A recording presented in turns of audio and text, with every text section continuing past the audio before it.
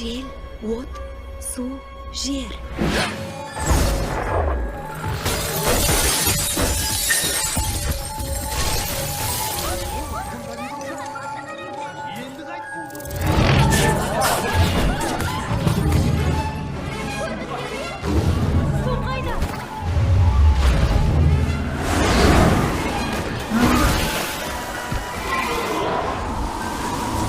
Күн бұзылды.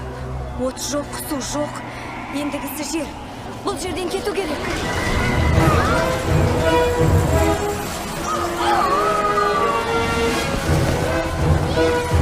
Бәрі жақсы болады. Жартасқа қарай барыңдар.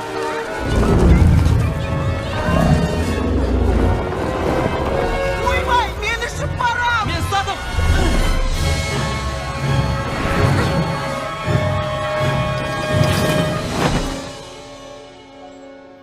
Иә, адамдардың бәрі аман. Мынаны алыңыз, мінеки. Бәрі дұрыс па, Олов?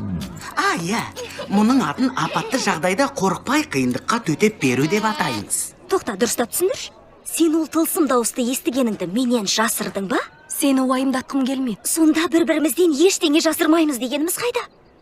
Не болып жатыр, дұрыстап түсіндірші. Анна, мен сиқырлы ормандағы рухтарды ояттым. Жақсы, мұндай құпияны ашады деп мүлдем ойламаппын.